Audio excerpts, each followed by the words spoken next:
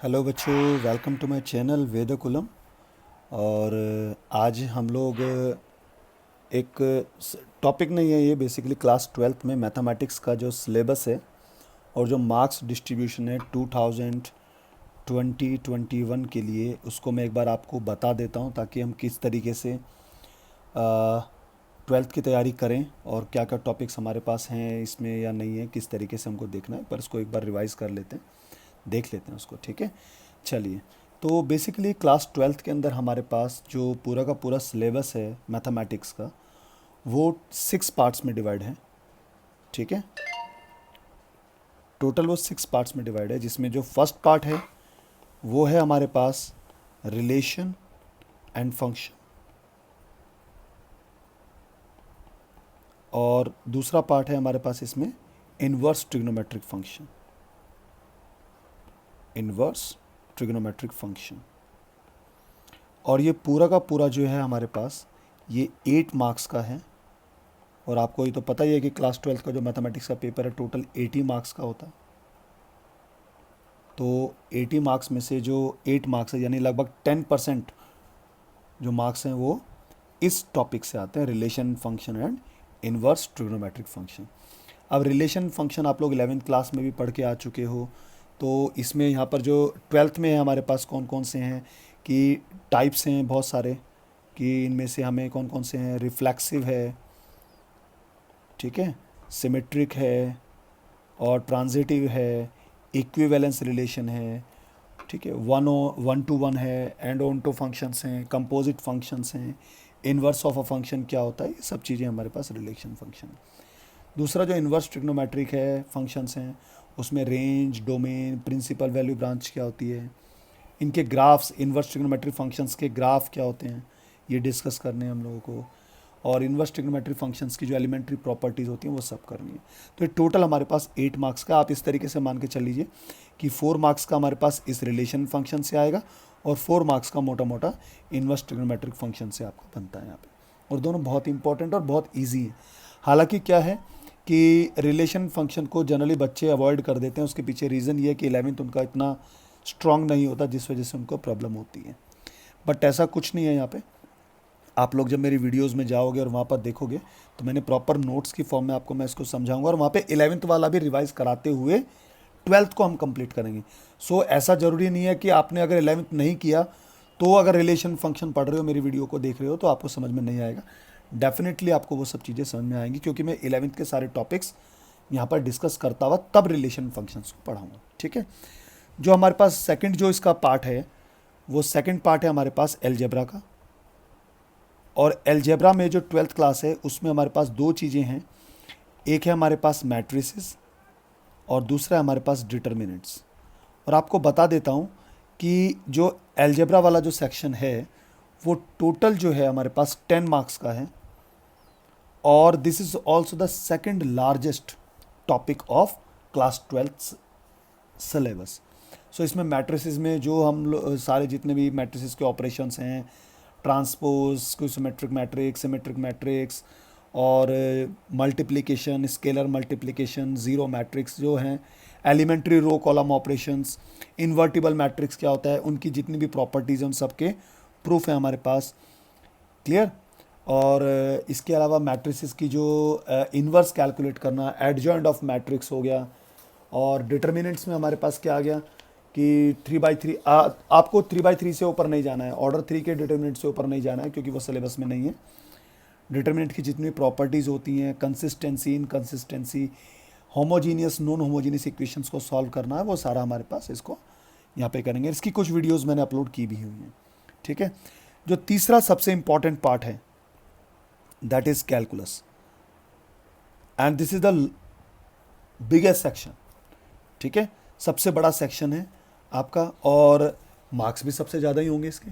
तो ये पूरा का पूरा जो आपके पास 35 मार्क्स का है कैलकुलस। सो अगर आप कैलकुलस में कम अपनी कमांड ले लेते हो तो आप 35 मार्क्स तो ही स्कोर कर लोगे, आप पास ईजी हो जाओगे। अब कैलकुलस में कौन कौन से टॉपिक हैं? सबसे पहले आपके पास कॉन्टीन्यूटी हो गया और डिफरेंशिएबिलिटी हो गया। ठीक है, दूसरा एप्लीकेशंस ऑफ डेरिवेटिव,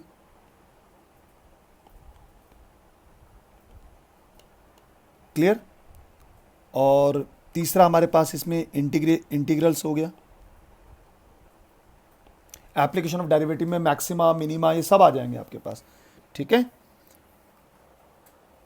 और इंटीग्रल्स में हमारे पास कौन कौन से हैं कि जिस तरीके से हमारे पास डिफरेंट फॉर्मेट हो गया, जैसे आपको याद होगा कि integration of x square plus a square, x square minus a square, root of x square plus a square, one upon root of x square minus a square, so one upon root of a square minus x square, ठीक है। One upon root of quadratic equation हो गया, ये हो गया, या one upon root of a x square plus b x plus ये हमारे पास आ गया इस तरीके से। तो ये कई बहुत सारे फॉर्मेट्स हैं, उन सारे फॉर्मेट्स का हमें इंटीग्रल पोर्शन करना है। डेफिनेट इंटीग्रल हो गया, डेफिनेट इंटीग्रेशन, ये भी हमारे पास इसी में ही है, ठीक है। और कैलकुलस की फंडामेंटल थ्योरम्स जो है हमारे पास, लेकिन उनके प्रूफ सिलेबस में नहीं है, ध्यान रखिएगा, प्रूफ नहीं करना इनका। जितनी भी हमारे पास जो हमारे पास फंडामेंटल थ्योरम्स हैं उनके प्रूफ आपको नहीं करने हैं, ठीक है, वो सिलेबस में नहीं है। डेफिनेट इंटीग्रल्स की जो प्रॉपर्टीज़ हैं वो सब हम लोगों को पढ़नी है यहाँ पे। इसके अलावा इंटीग्रेशंस के एप्लीकेशंस आ जाएंगे यहाँ पे, एप्लीकेशंस ऑफ इंटीग्रल्स। और आपको एक चीज़ बता देता हूँ, एप्लीकेशंस में कौन कौन से हमारे पास, जैसे एरिया कैलकुलेट करना है किसी कर्व का, ठीक है, जैसे जनरली लाइंस का हो गया, सर्कल का हो गया, पैराबोला हो गया, एलिप्स हो गया, ठीक है। इनका दो कर्व के बीच का एरिया कैलकुलेट करना है, जैसे हमारे पास एरिया बिटवीन टू कर्व्स, ये कैलकुलेट करना, ये एप्लीकेशन ऑफ इंटीग्रेशंस में आ जाएगा। ये करना छोटा सेक्शन है, बहुत इजी है। इसके अलावा तीसरा जो बहुत इंपॉर्टेंट है that is differential equations. Differential equations ये भी हमारे पास इसी कैलकुलस वाले पोर्शन के अंदर है, ठीक है। और डिफरेंशियल इक्वेशंस में हमारे पास ऑर्डर, डिग्री, ठीक है, किसी इक्वेशन की डिग्री और जनरल सॉल्यूशन कैसे कैलकुलेट करते हैं, और differential equations by method of separation of variables, homogeneous differential equation first order और फर्स्ट डिग्री, ठीक है। सिर्फ इसी को आपके पास first order and first degree, बस इसी को करना है आपको, क्लियर। डिफरेंशियल इक्वेशन के जो सॉल्यूशंस हैं, अब सॉल्यूशंस तो बहुत सारे डिफरेंशियल इक्वेशन के फॉर्मेट होते हैं, लेकिन आपके पास सिर्फ दो ही हैं। एक है हमारे पास D X upon D Y plus P Y is equals to Q, और D X upon D Y plus P X is equals to Q, जहाँ पे पी और क्यू क्या हैं, फंक्शंस हैं, ठीक है, एक्स के या कांस्टेंट हो सकते हैं। ये दो ही फॉर्मेट हमें इसमें करने हैं।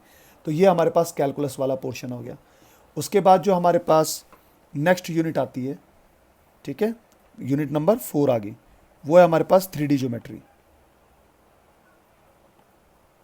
सो 3D ज्योमेट्री क्या है हमारे पास, इस 3D ज्योमेट्री को देख लेते हैं।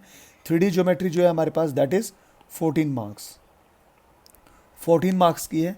ये भी हमारे पास लगभग जितना रिलेशन फंक्शन वाला टॉपिक है उतना ही हमारे पास है।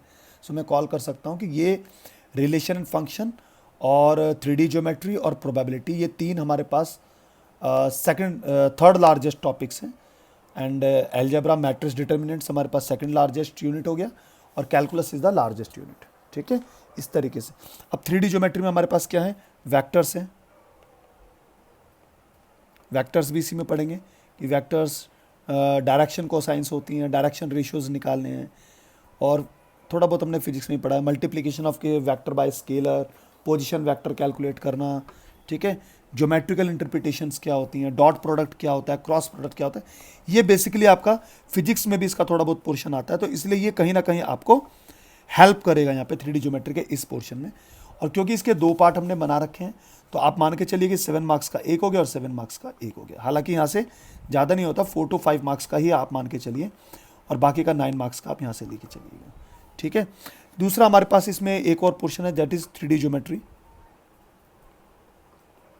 इसमें हमारे पास जो 3D ज्योमेट्री आ गई, इसमें कार्टेशियन इक्वेशंस हो गई, ठीक है, और इसमें हमारे पास क्या है, हमारे पास 2 लाइन्स, प्लेन हो गया, distance of a point from a plane, ये सब हमें 3D ज्योमेट्री में कैलकुलेट करना है यहाँ पे, ठीक है, बाकी इससे ज़्यादा हमें इसमें कुछ करने की ज़रूरत नहीं है। उसके बाद हमारे पास जो फिफ्थ हमारे पास है दैट इज़ लीनियर प्रोग्रामिंग। अब आ गया हमारे पास linear programming, this is the smallest chapter, ठीक है, और स्मॉलेस्ट है इसलिए हमारे पास ये सिर्फ 5 मार्क्स का है, ठीक है। इसमें हमारे पास क्या है कि कंस्ट्रेंट्स क्या होते हैं, objective functions, optimization, linear programmings क्या होती हैं, different different types of linear programmings, mathematical formulation of linear programmings, ठीक है, और ग्राफिकल मेथड किसी भी सॉल्यूशन का 2 वेरिएबल्स में, फिजिबिलिटी देखनी है हमारे पास कि कौन कौन से फिजिबल रीजन्स होते हैं, कौन कौन से इनफिजिबल रीजन्स होते हैं, जिनको बाउंडेड और अनबाउंडेड रीजन्स कह देते हैं, ठीक है। फिजिबल सॉल्यूशंस क्या क्या होते हैं, इनफिजिबल सॉल्यूशंस क्या होते हैं, ऑप्टिमल फिजिबल सॉल्यूशन क्या होते हैं, और हाँ अप टू लेवल 3 लेके चलना है हमें, 3 कंस्ट्रेंट्स तक इसको सॉल्व करना है लीनियर प्रोग्रामिंग को, ठीक है। इसको लास्ट में हम लोग लेंगे। And the next the 6th unit, and this unit is probability. और अब ये जो बचा हुआ है हमारे पास 8 मार्क्स का हो गया प्रोबेबिलिटी। और आपने जो आपका पढ़ चुके हो 11th क्लास के अंदर आप लोग परमुटेशन कॉम्बिनेशंस, तो बस उसके बाद उसके एप्लीकेशन प्रोबेबिलिटी में हम जाके इसको पढ़ लेंगे कि कंडीशनल प्रोबेबिलिटी क्या होती है, multiplication theorem on probability, independent events क्या होते हैं, टोटल प्रोबेबिलिटी, बायस थ्योरम्स हो गई, रैंडम वेरिएबल्स, ठीक है, प्रोबेबिलिटी डिस्ट्रीब्यूशन, मीन और variable of random variable, binomial probability distributions, वो सब यहाँ पे हमारे पास हो जाएगा। सो टोटल हमारे पास ये 80 मार्क्स का हमारे पास पूरा का पूरा हमारे पास 12th क्लास का इस सिलेबस का डिस्ट्रीब्यूशन मैंने आपको करा दिया। और आपको बता देता हूँ इसमें हॉट्स क्वेश्चन वगैरह जो मार्किंग डिस्ट्रीब्यूशंस होता है, मैं उसकी एक वीडियो बना दूंगा, उसमें आप समझ जाओगे। सो जितने भी हमारे पास CBSE के बच्चे हैं, आप लोगों को मैं स्पेशली बता देता हूँ कि आप लोग NCERT को ज़रूर फॉलो करेंगे, NCERT से बाहर मत जाइए। उसके अलावा मैं इसमें जितनी भी मेरी वीडियोस होंगी उसमें मैं आपको लिंक्स प्रोवाइड करूँगा, लिंक्स पे जाके आप असाइनमेंट्स मेरे ले लीजिएगा और उन असाइनमेंट्स को कर लीजिए, that will be more than enough, ठीक है। जो NCERT के हमारे पास 2 पार्ट है, पार्ट 1 और पार्ट 2 दोनों लीजिएगा। हाँ, एक और चीज़ है, जो एग्जाम्पलर है, एग्जाम्पलर बहुत अच्छा है, एग्जाम्पलर भी हमारे पास इसमें 12th का हो जाएगा, उसको कर लीजिएगा। और मैथमेटिक्स लैब मैनुअल भी आता है इसका, उसको भी ले लीजिएगा, और लैब मैनुअल से भी जाके हमारे पास इसको कर सकते हैं 12th क्लास का, ठीक है। सो ये हमारे पास 12th क्लास का कंप्लीट सिलेबस का डिस्ट्रीब्यूशन हो गया। सो बच्चों, थैंक्स फॉर वॉचिंग।